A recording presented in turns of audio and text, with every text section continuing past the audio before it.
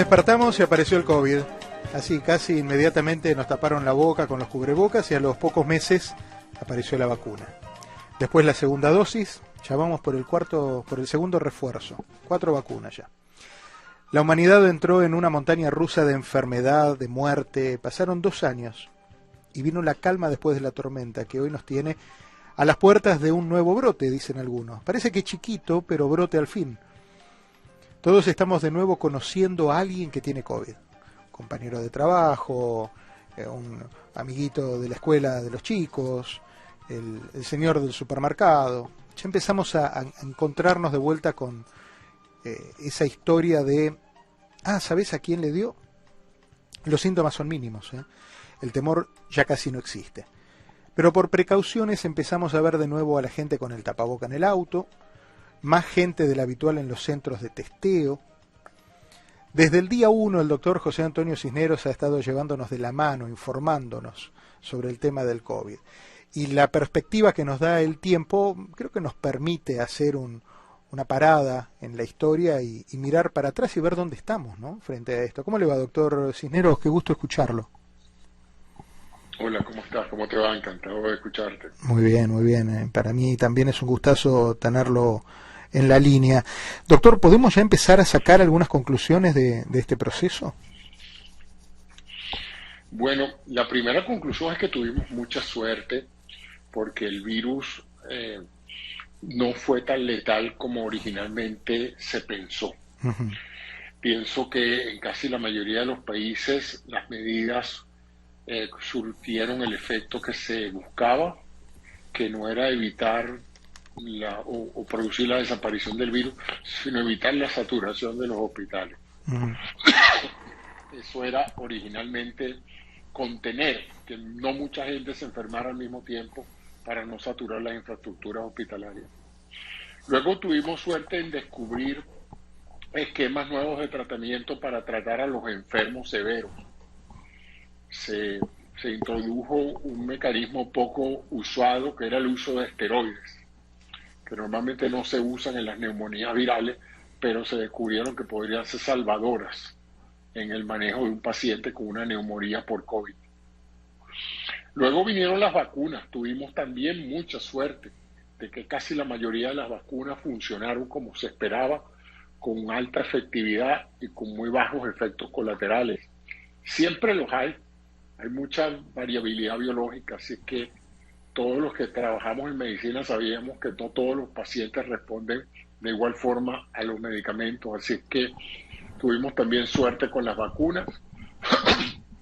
Y el virus evolucionó, como evolucionan todos los organismos en biología, y encontrando dificultades seguir manteniendo su configuración original, la alfa y la beta, uh-huh, mutó hacia una variante mucho más contagiosa y menos letal, que es la Omicron, que es la que tenemos ahorita, ¿no? Sí. Entonces, como se esperaba, la pandemia ha pasado a ser endémica en muchas áreas. Las personas se siguen infectando aún siendo vacunadas y aún habiendo experimentado la enfermedad, lo cual revela que el virus de alguna u otra manera se las ingenió para saltarse los anticuerpos que se habían desarrollado para las variantes anteriores y todavía ser capaz de infectar, sino de enfermar severamente a la gente, ¿no? Entonces ya tú estás viendo muchas personas que ya van por su segundo o tercer episodio de COVID sin mayores consecuencias. La gran mayoría los pasan en su casa guardando reposo con mínimos medicamentos. Sin embargo, todavía existe una alta porcentaje de la población que no tiene ninguna defensa porque no quiso vacunarse, no quiso reforzarse la vacuna o no experimentaron la enfermedad. Uh-huh. Por lo tanto, todavía son vulnerables. Típicamente ese es el caso de China. Fíjate que China optó por una política de cero tolerancia, sí, unas medidas draconianas para que nadie en China se contagiara de COVID.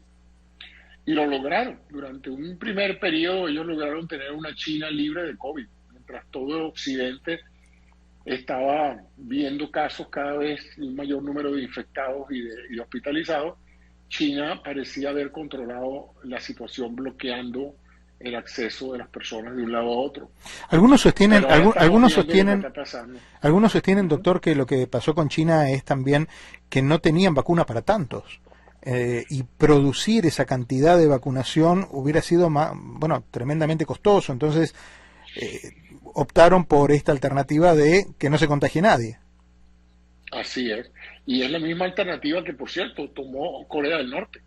Ujú, Corea del Norte pasó, debido a lo totalitario de ese régimen, pues pudieron bloquear todo y que nadie infectado entrara a Corea del Norte.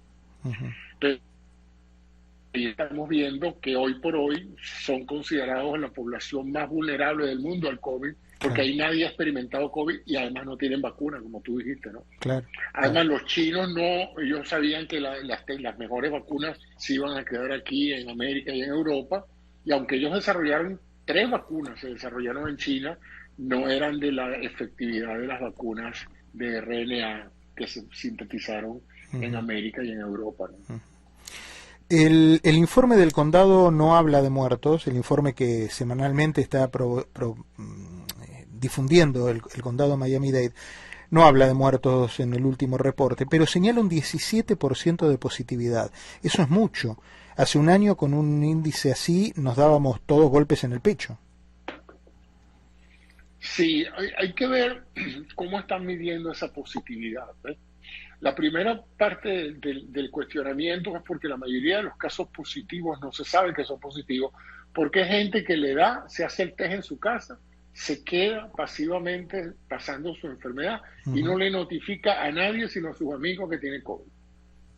Entonces eso crea un enorme subregistro. Y la gente que sí se le detecta el COVID es gente que de alguna u otra manera entra en contacto con los servicios sanitarios, bien sea porque se siente muy mal o porque va al hospital por otras razones. Vamos a poner, yo mañana, el mes que viene me voy a hacer una radiografía, pero entonces me piden un test de COVID y en el test de COVID, aunque yo no voy porque estoy con COVID, salgo positivo porque yo me voy a hacer una radiografía. bueno, Entonces, usualmente pero es a ese tipo de personas en las que se está ujú. basando esa estadística, ¿no? Bueno, pero entonces quiere decir, eso infiere que el índice puede ser mayor. El índice debe ser mayor, pero es que siempre se supo. Cuando se vio cómo se dispersó el Omicron en Inglaterra, sobre todo, se dijo, con esa tasa de contagio, que es superior a la del resfriado común y muy cercana a la del sarampión, aquí se va a infectar todo el mundo. Aquí Claro, no hay forma ni manera de que alguien en el transcurso de su vida regular no entre en contacto con alguien y se infecte. claro. Lo hemos visto incluso en áreas políticas donde todos están vacunados, chequeados, verificados que ese día estaban negativos al test y aún Sí, así la vicepresidenta de los Estados Unidos sí, salió positivo. sí, sí, sí, así fue, así Entonces, fue. imagínate tú, si la gente que está constantemente vigilada, gente que a diario se hace el test y aún así se cuela a alguien que los infecta, es porque eso es realmente muy infeccioso, Ujú. este virus, esta última variante. Doctor, ¿ya hay distancia prudente como para evaluar las secuelas del COVID, lo que algunos llaman el COVID prolongado? Mira, el COVID prolongado es un proceso confuso porque no apunta en una sola dirección. Ujú, Hay gente que tiene sintomatología neurológica de COVID prolongado, cambios cerebrales, por ejemplo. Hay ujú, gente que los tiene en el área cardíaca. Hay gente que los tiene en el área renal. Hay gente que no los tiene en ninguna área orgánica precisa, pero la gente reporta trastornos, confusión, dificultad para realizar su trabajo, cansancio permanente. Como tú comprenderás, esos son síntomas muy subjetivos que se pueden dar por otras razones, ¿no? claro. Entonces, hay ese problema de identificar exactamente qué es lo que está pasando con esto. Eh, esta enfermedad se caracteriza porque independientemente del toque viral propio, o sea, de la agresión viral a los órganos, el organismo se defendió con la famosa tormenta inmunológica, ¿te acuerdas? Sí, claro. Aquella agresión del mismo individuo hacia sus órganos Sí. cuando se veían infectados por el COVID. Entonces, evidentemente, esto es una enfermedad donde se conjuga la acción directa del virus y la acción indirecta de tus propias defensas atacando Entiendo, entiendo. al virus se confunde y ataca tus tejidos, ¿no? Igual, es más, igual pasa con los efectos secundarios de las vacunas. Muchas vacunas sí se ha documentado que tienen efectos que producen coagulación intravascular, pero lo que pasa es que no pasa en todos los pacientes, sino en un pequeño grupo de pacientes donde, fíjate, el sistema inmunológico reconoce la proteína S de la vacuna. Se me está entrecortando. Del virus, que ese es el propósito de la vacuna. Pero entonces va y ataca los vasos sanguíneos. Claro. ¿Me explico? Claro. Doctor, me espera un segundito, vamos a la pausa. Llama a la radio y entonces hace preguntas o deja comentarios. Marcos dice, yo juego al fútbol y me canso mucho más que antes de haber contraído el COVID. Eso tiene que ver con el impacto en las áreas respiratorias, en las áreas cardíacas que usted mencionaba. Podría ser, acuérdate que las personas en las que tuvieron que hospitalizar por COVID, ha habido un toque pulmonar importante que una vez resuelto genera una fibrosis que puede mantenerse por meses y hasta años. Recuerda que hubo muchos pacientes que tuvieron que requerir un trasplante de pulmón después de haber sufrido el COVID, ¿no? Sí.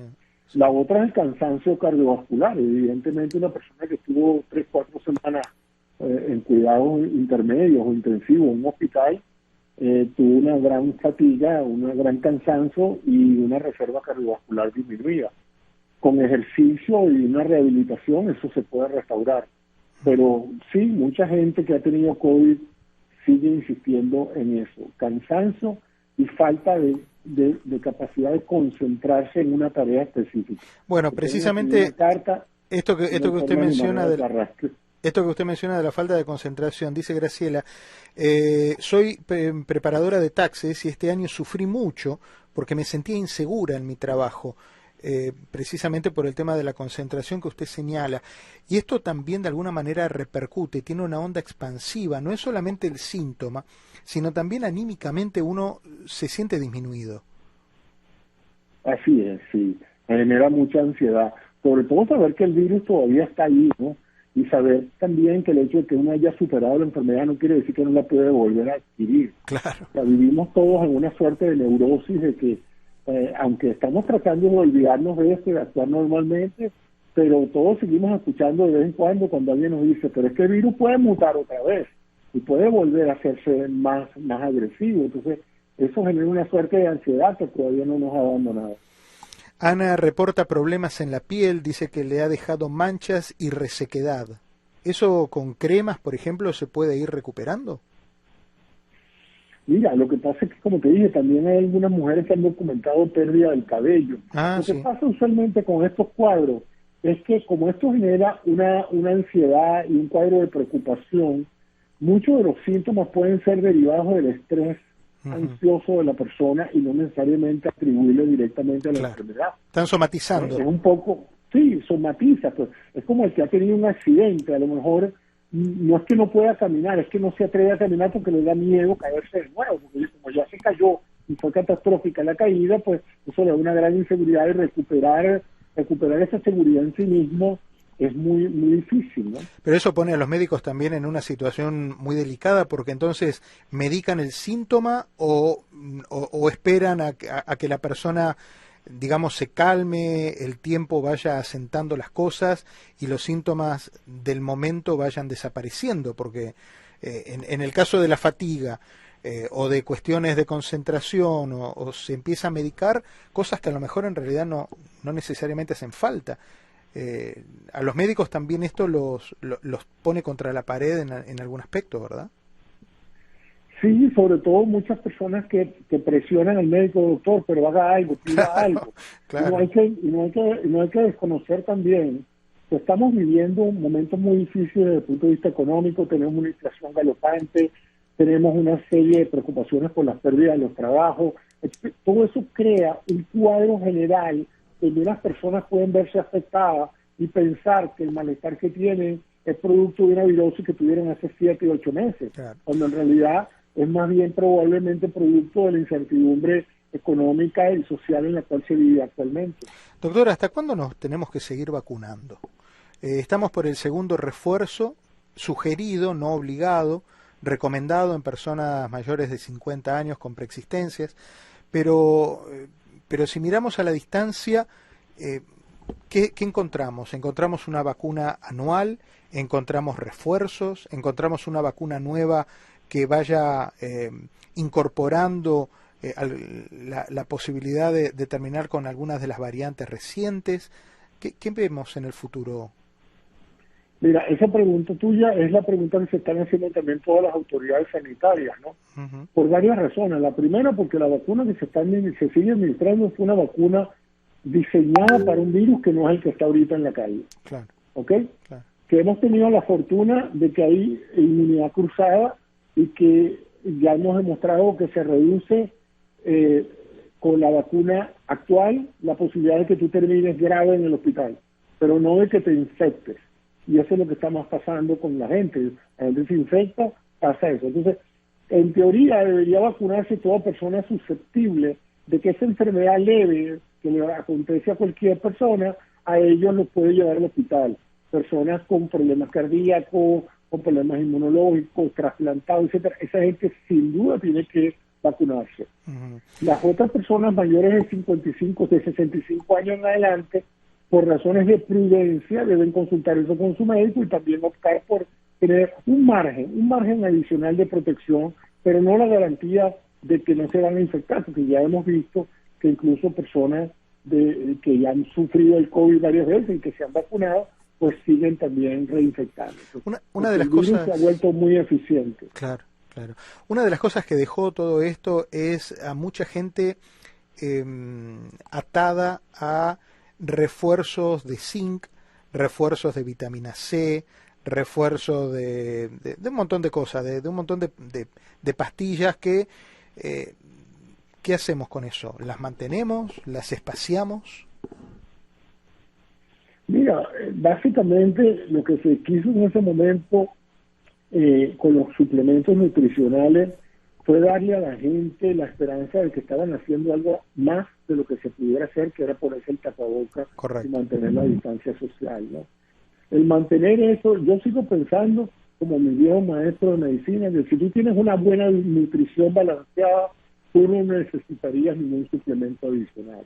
Uh-huh. El suplemento adicional de vitaminas y otros componentes metálicos como el magnesio, el zinc, solamente tienen vigencia si tú eres una persona que come comida chatarra, comida pobre en nutrientes, pobre en ese tipo de componentes.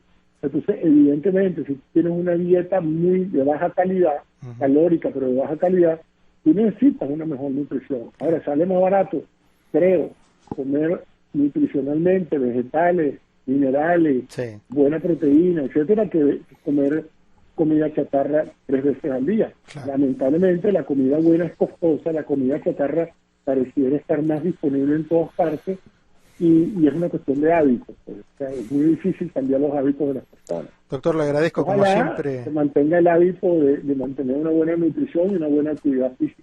Y de tomar sol, por cierto. Y de tomar sol, por cierto, sí.